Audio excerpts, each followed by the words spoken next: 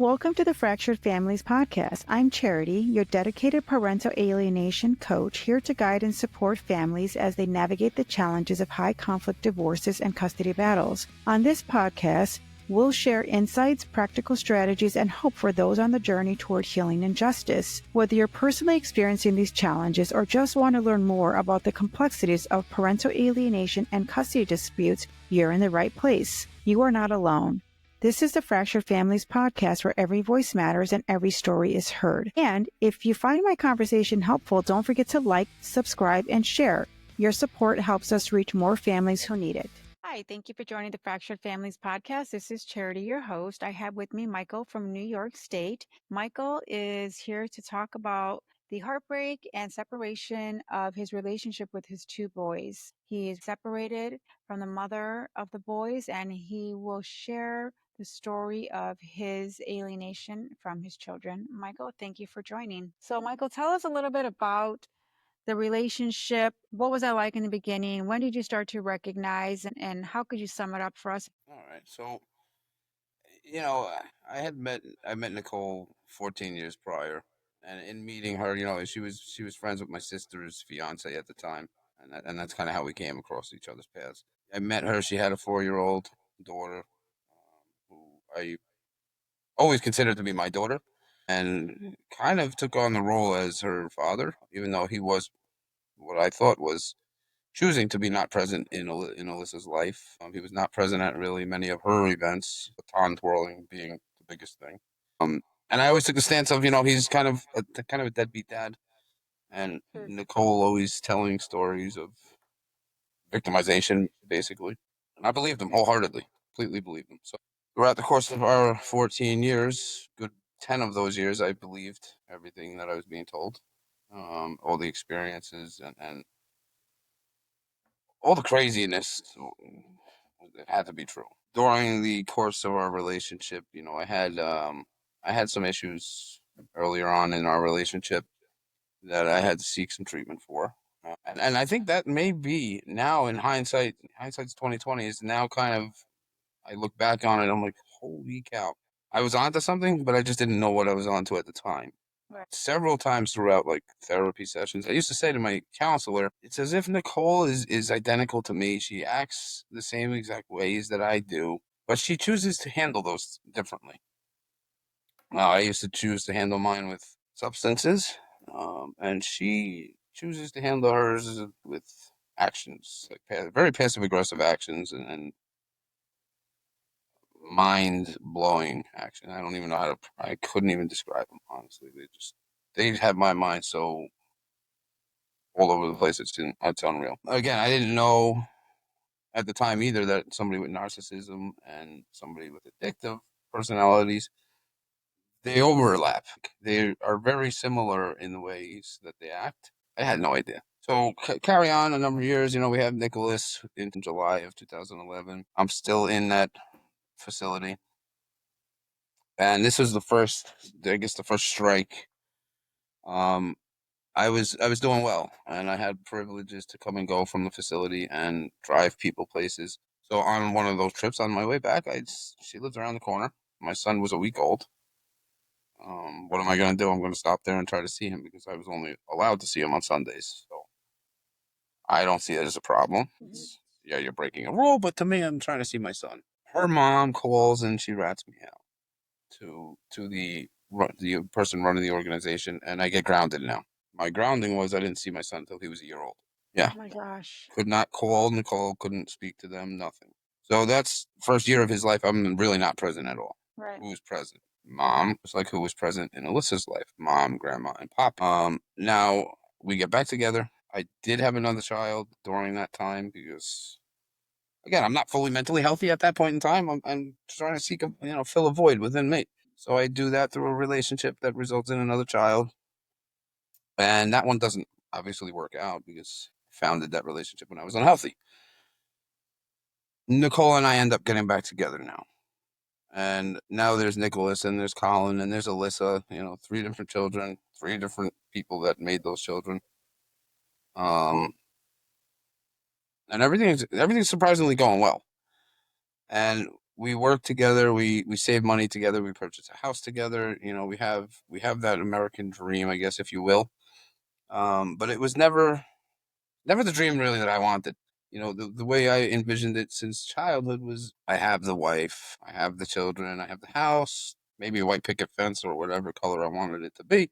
But I would go to work, I would come home, I would see the children, we would have dinner, and we would play outside. And, like the typical American dream. That's just what I wanted since childhood because I grew up not having that experience in my childhood. So I always envisioned myself as being this very involved, active father in my children's lives. And I was up until about 4 years ago or so. I was allowed to be. Well, we decided in 2019 we're gonna have another child, Dominic, he's a 2020 baby. Oh my God, is he a 2020 baby? He's a handful, but he's my shadow. He was born. He was supposed to have the best of everything because mom and I are now almost 40. We're a little more established. We live on Long Island, so it's not as easy get at that point, but he was gonna have the best because again, we're a little older now, and things were great in the beginning. Dominic, we didn't know what he was gonna be. We didn't know the name, anything, whatever. He was born. He was a boy. Man, three boys. I was kind of hoping for a girl, but all right, he was Dominic, and that was fine with me. I got to choose his name, and that was fine with me. And Dad had to put him to bed every single night since he was born. Mom, he just wouldn't take to mom. He wouldn't get calm. It was me. It's kind of a little backwards from the way things go. And I didn't have a problem with it because I didn't get to do that with my first two sons. Right. Yeah. So Dominic was also going to be the child that got to fulfill all those what I consider rites of passage. If you help to make a child and you're a father or a mother, you have these certain things that you should be able to experience. And I was experiencing those things until I guess mom. I don't even know what happened. I really don't. I opened up to mom one day after like 12 years. Um, things of things that created pain within me from my childhood, and I trusted in her. Something I never did before, and I was never gonna do. Somehow she coerced me into doing so. So I opened up to her, and immediately after that, problems began. Mom starts being dishonest with me. She's going out with Jamie, her best friend. They're going Christmas shopping. I come to find out they're not going Christmas shopping. She's not out with Jamie. And fine, okay. Oh, fine, whatever.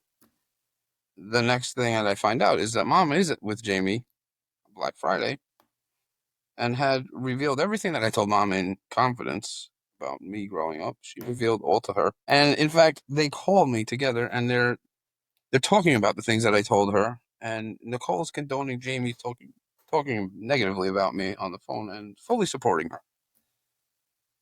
And to me, that's like another just something you don't do. Mm-hmm. And that now evolves into Nicole and I having a divide now. And all the while, she's a nurse. She works a 12-hour shift. I work during the day. She works during the night. Fine. No problems. We're still in the same house. She would go work the overnight shift. I would watch the children. And so I had plenty of time with these children. Coaching Nicholas. He's now 13. I was coach for his little league baseball teams for several seasons. A kid that used to do everything with me. He'd come with me to my job. He took a ride in my boss's Bentley, so of course he wanted to make money and purchase a Bentley. He just thought it was the coolest thing. He just wanted to do everything with me. Have me teach him how to pitch and hit the baseball and just do everything. So now that same child tells me I'm not his father. Does not acknowledge me whatsoever. Will not answer a phone call. Doesn't answer a text message. Mom or grandma calls though. He never misses a phone call. Never misses a text message. Responds to every single one of them. But me, no.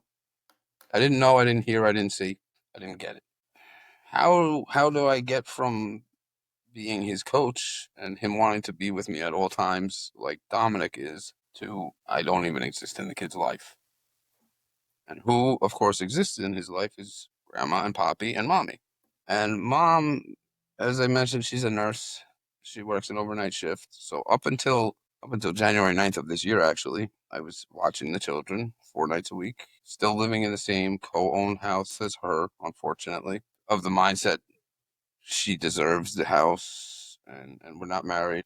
I should just hand it over to her and walk away from it and pay full child support. And I don't have a problem paying child support because I do pay it for my other son. And I would not have a problem paying it for these two either. But let's work out something with this house and just make it amicable and move on. Repeated requests to sell or buy out the house, all unanswered, unacknowledged, nothing. Making commentary in front of the children of, you know, I don't know why your father has to do this. Why does your father have to park in the driveway in this spot? I don't understand why he's doing these things.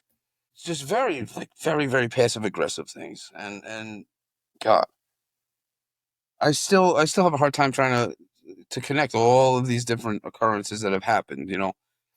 So during the course of 4 years ago, when it really started, Alyssa went away to college. Alyssa had almost no relationship with her biological father. As I said, I was the one doing all the things that he should have been doing, and I always believed that she goes away to school in Florida.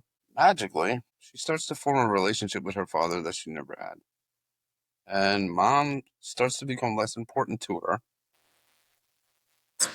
And that was kind of eye opening. I'm like, wow, what the heck is going on here? Because I was the one that was there, and we're now becoming more distant, which is not normal either. And lo and behold, she relies on her father more now than she does her mother. All the while, she's going down to Florida for the first family weekend, purchases tickets for her, Nicholas, and Dominic. Forgets to tell me about it. Forgets to purchase tickets for myself and Colin to go, my other son. And now I'm with Colin in New York. She's gone visiting with her parents, of course, Alyssa, preventing me from access to the house by way of nailing 2x4s up across the basement door and doing so with the kids home, with her parents helping her do so. Taking the dog and boarding the dog, not telling me anything about the dog's location, not giving me flight information of theirs, and when they're coming back, when they're leaving, nothing. Totally in the dark. Which, mind you, she's just returned this week from Florida also with my two boys, and we're in the middle of a custody hearing. Didn't tell me where she was going, first of all, when she was going, where she was going, when they were coming back. Nothing. I filed a complaint with the police department. They can't do anything because you don't have custody. Missing persons, they can't really do much either, but help advise the police. But a father who, up until January 9th, was seeing their kids 4 or 5 nights a week, was helping to raise those kids. All of a sudden, I am not anything to those kids. I'm completely taken out. Family court system in New York is broken. It's very broken. You have to pay thousands. I'm up to like $17,000 since September, and I don't even have a temporary visitation agreement. Nothing. On an action that was begun by my filing an emergency petition against the court against mom for keeping me out of the kids' lives, not informing me of anything, not telling me about doctor's appointments, not telling me about my son's 13-year-old birthday party that he had. I didn't even know he was having a 13th birthday party that was a pool party at, of course, her parents' house. 13-year-old birthday party is something you're supposed to be at for your kid. He's becoming a teenager. It's, I guess, the equivalent of a girl's sweet 16, right? Your son's turning 13. I wasn't there, but you know who was. Nicole. Mom, Grandma, and Poppy were there. It's just like total obliteration.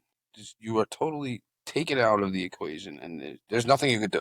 Because the family court's eyes, unfortunately, and believe me, I'm not sexist by any means, but it's viewed as, if you're a female, you have like implicit rights to these children. They are yours out of the gate, and that's it. Dad, prove that you're dad. Prove that you have any kind of relationship to these children.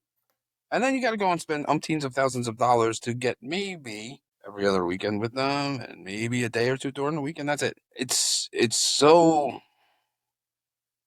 frustrating, to say the least, because again, since September, and I haven't seen them since January 9th now, since the last court date that we had, our newest allegation of finding paraphernalia underneath the 4-year-old's bed.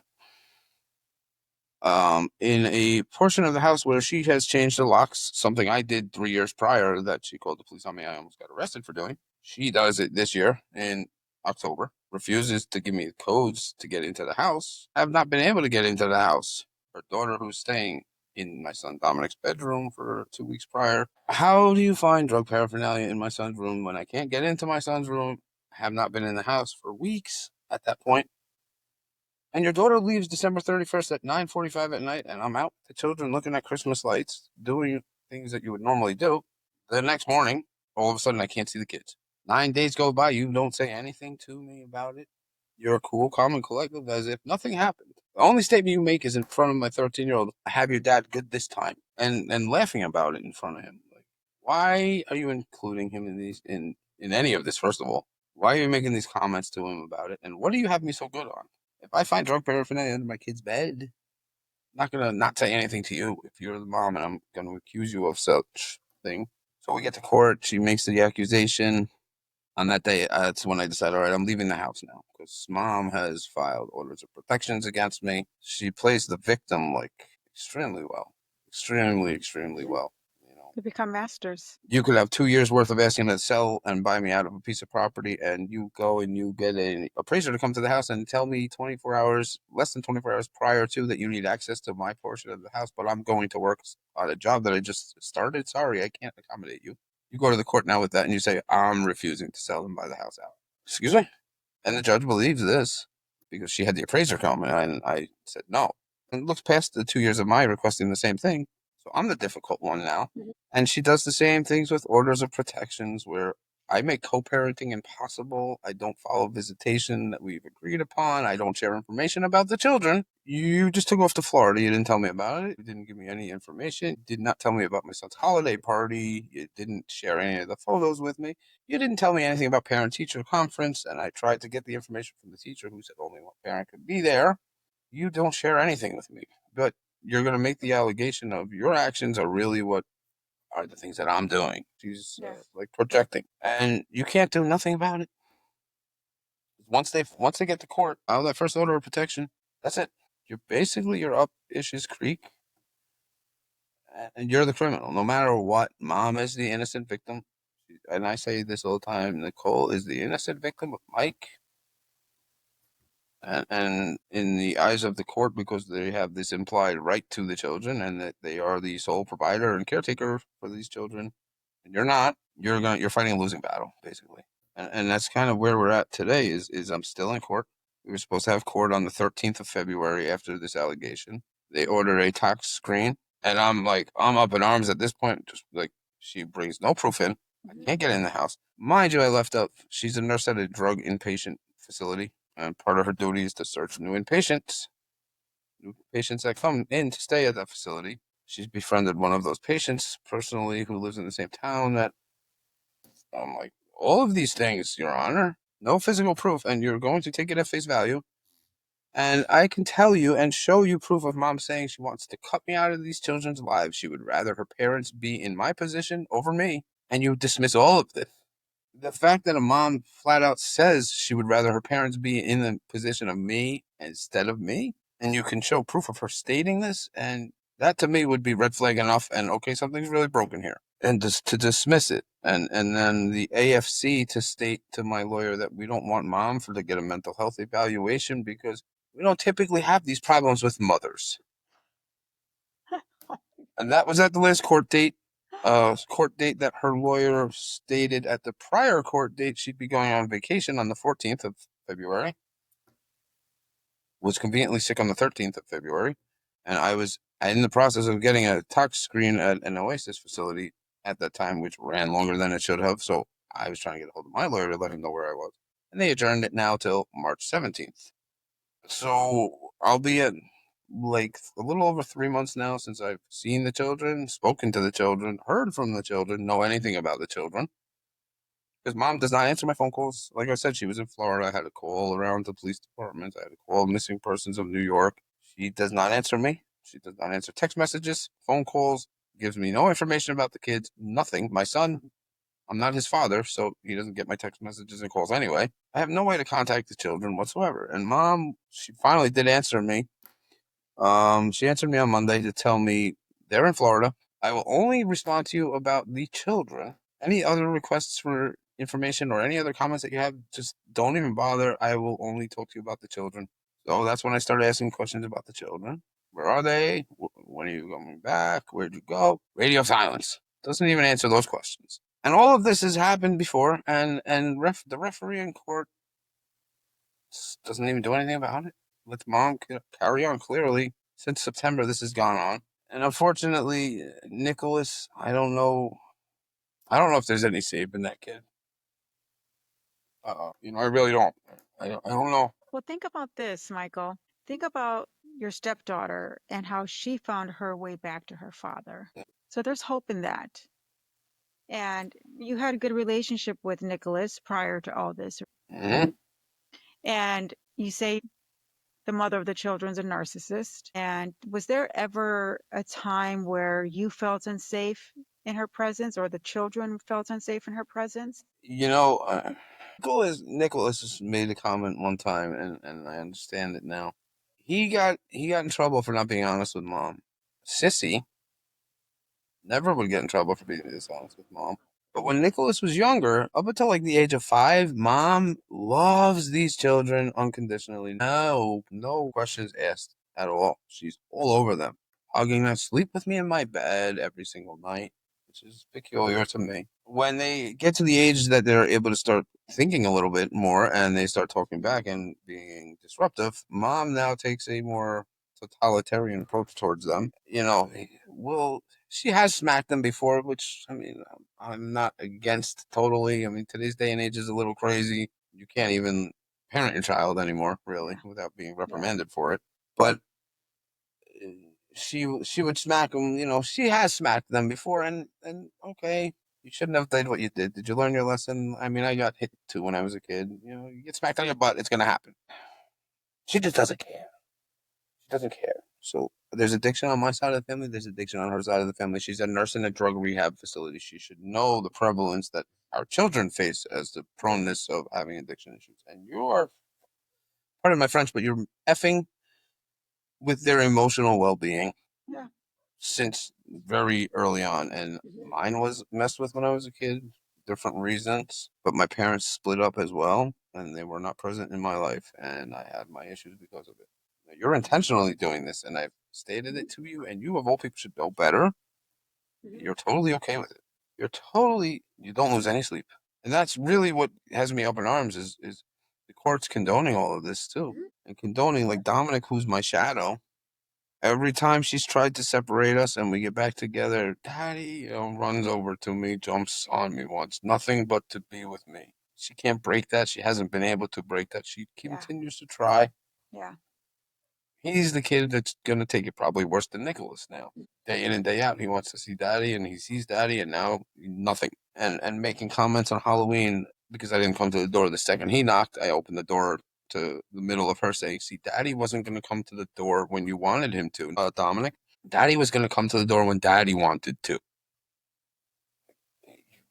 Like it's so blatantly obvious. The alienation and the replacing of me with her parents. There's no reason the children should be at your parents' house when dad is home. Yeah, okay, you're upstairs, I'm downstairs at the time. Dad is home from work. You're going to work. Why are you bringing the kids to your parents' house? They should not be there. They should be home with dad, not your mom and your dad. They are the grandparents. They are not the parents. Since the separation, no planned parenting order whatsoever. Nothing. Nothing. Nothing. And And everything mom says is gold, and everything dad says, even if brought proof, is folklore. Why? Because she's filed orders of protections against me. yeah. And so Nicholas believes that he's older, he's more influenced by her. He had an attachment with her that he didn't have with you because you weren't there for the first year. Yep. And even though he grew that attachment over time, he's living in a household where he hears all these things day in, day out, 24/7 now. Yeah. And Dominic, you had a stronger attachment with. He's younger. He's not as susceptible yet. Yeah. I And mean, it definitely would have been very different had Nicole's mom not intervened and prevented me from being able to be in the first year of Nick's life, like I was Dominic's life. We had the ability to bond, really. Yep. We really did. Yeah. I don't even know. I pretty much at this point, I feel like I'm fighting a battle that there's no point fighting because since September till now, I've gotten nowhere.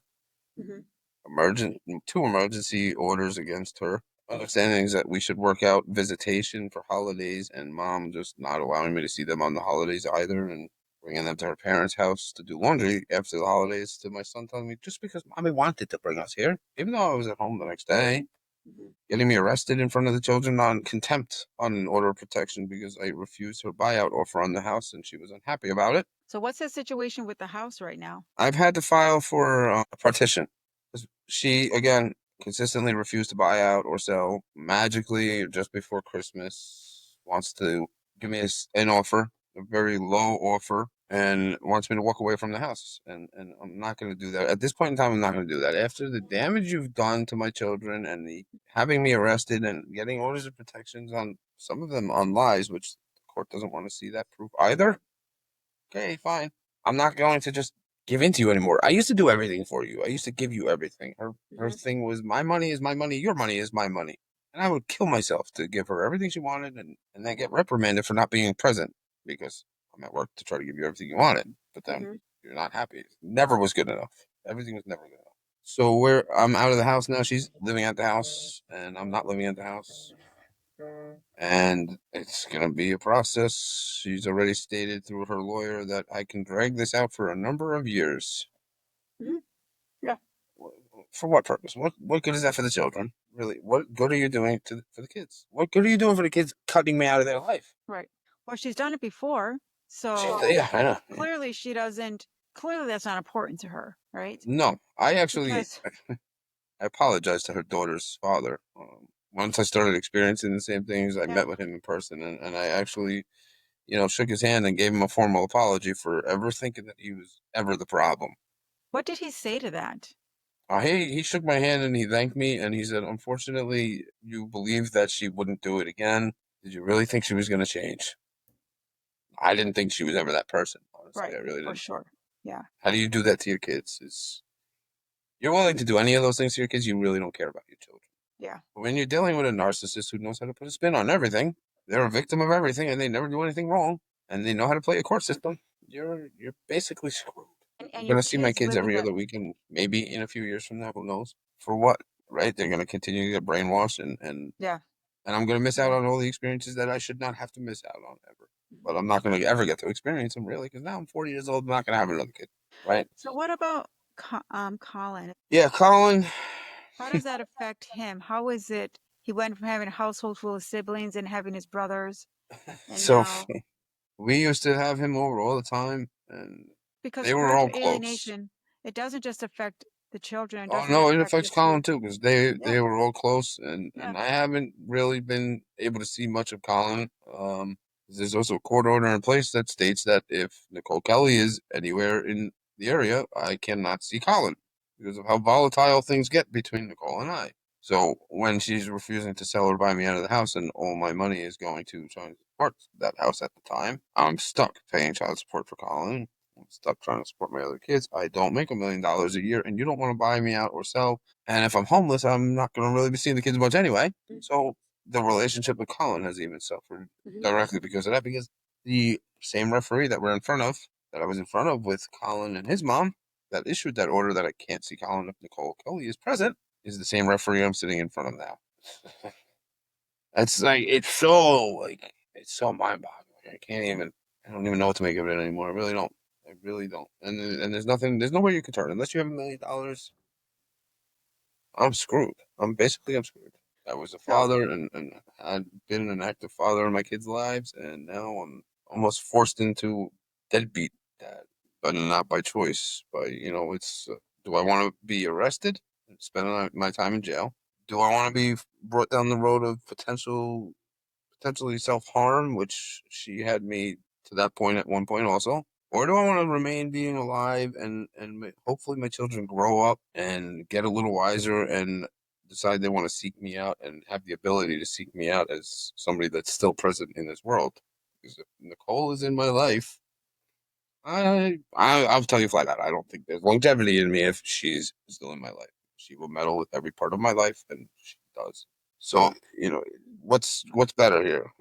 What's going to be best for these kids? Because the court doesn't want to hear any of that. It's not fair to them. I don't really give two shits if it's fair to me. It doesn't matter. But it's not fair to them. so what about your support group? Who do you turn to for support? I have a family that fully supports Nicole. the same family members that used to say what she does to Alyssa and her father is so messed up and it's unbelievable. So now she's doing the same things to me, and you guys have all forgotten about all of that, I guess, apparently. My employer, oddly enough, my boss and his brother are the only two people that that are my support, really. They're the only ones that are helping me survive. They're the only ones that are supportive of me.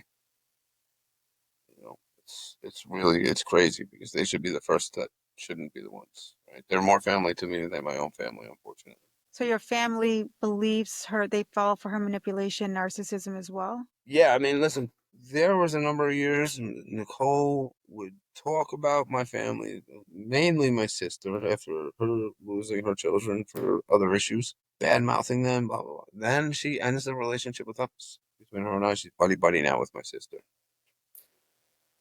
And my sister buddy buddy with her. And Nicole talks to my parents. Nicole talks to my brothers, except for my one brother who has not ever bought into her crap. He's the only brother that I talk to. Everybody else buys into her crap. You have a child. If I had my son's ex come to me and make allegations, your son's doing this, this, and this. I'm gonna call my son and I'm gonna talk to my son about it. And I'm gonna find out what his side of the story is. Right. When your parents don't call you, your brother doesn't call you, your sister, who you guys used to be inseparable because you grew up without your parents really being present, you guys were white on rice, she does not call you. Okay, then I don't want anything to do with any of you, frankly, was the stance I've taken because you guys don't even think to call and talk to your siblings. You don't call to talk to your son. You take the vindictive ex who has a history of this behavior and you take her side out of the gate. Yeah. It's kind of definitely a trait of a narcissist. One by one, I'm sitting here watching family members get taken out of my life. And that's what they do. They do. They're very, very calculated, extremely calculated. It's uncanny. And I'll sit here and tell the story, and people, and I'll think, I'm like, am I crazy? Is this Yeah. even happening? Like, am I Hmm. really? Maybe I am being crazy. Maybe I am delusional. Maybe I Yeah. am seeing things incorrectly. Like she tells me all the time, you're delusional. That never happened. I don't see it that way. Maybe I am. I don't know. Yeah. I don't know at this point because the judge believes everything she says too. So maybe I really am. I have Well, no the idea. judges, the narcissists play a really great role of manipulating everyone around them with their conniving, calm, convincing, cool attitude when as the targeted parent, you're in shock, you're agitated, you're angry, you're anxious, you don't even know how to handle your emotions. And so you present differently to judges, to police officers, to family members. And this has been going on since September, and it's still fairly new for you, right? Mhm. It's still, I mean, people who battle this for years, oftentimes it takes them so long to truly recognize what is happening. I mean, it's obvious once you figure it out, but to wrap your head around the emotions and prepare yourself for this battle, it doesn't happen overnight, Michael. It takes time. And it's getting your head right and recognizing her tactics and her strategies that are going to help you respond appropriately and be best prepared to litigate this in the best interest of your children. Man, listen, if I was able to get myself out of the issues that I had with as far as Yeah. substance abuse were concerned and fix my life, Yeah. I know mentally and emotionally I can do the same thing with this. Of course. Yeah. The sad part is like the kids just have no concept of any of it, Yeah. and they're gonna take a beating. Those kids They're are the gonna take a beating. victims. Like They're going to be the they victims, have and you no feel idea what helpless. the hell is going on. Yeah. Yep. It's it Yeah. shouldn't it should they just shouldn't have to experience any of it. And Hmm. I don't It's even know. true. I don't even know what to make of that anymore. And I can't do anything as a father because I'm a father in New York State. Well, we're coming up to the end. Any final thoughts? Any kind of thoughts? I've been out of the house since January 9th, and I have found a little bit of peace, even though all this is still going on. Much calmer and much more clear-headed. Why? Because I'm Yeah. removed from her. Do I feel like giving up? Absolutely, I do, because I haven't gotten Right. anywhere. But I'm trying to seek out, whatever support groups there are and Hmm. whatnot. And I've come across a few organizations, and as long as I have one person pushing me to continue to fight, because I don't have many people there, Hmm. and I don't see my kids, and if I hang up on that I'm not seeing them, forget about it. I'm not going to be a happy person. That's all I wanted to be, was a dad. But it's hard, but you know what? You have somebody that helps push you along, and you sit there and you think of the things you did with your kids, and yeah, it makes me sad, but it makes me happy. Maybe one day again, maybe someday I'll get to have them in my life. I don't know. It's not up to me, but I can just continue to hope. Maybe somebody else has the same story. Maybe they don't. I don't know. Or maybe somebody's questioning like I'm questioning, and then they hear this podcast, and then they know that they're not the only one. That's you know. Thank you for sharing, Michael. Thank you for joining me on this episode of the Fractured Families podcast. I hope our conversation has provided you with support, understanding, and actionable insights to help you navigate your own family challenges. Remember, healing is a journey, and reaching out for help is a sign of strength. You're not alone. If you found value in today's episode, please subscribe, rate, and leave a review. Your support helps us reach more families in need. You can contact me on social media at Parental Alienation is Real, and visit our website for additional resources and ways to get involved. Stay strong, stay connected, and keep fighting for the family bonds that matter most. Until next time, take care and stay resilient.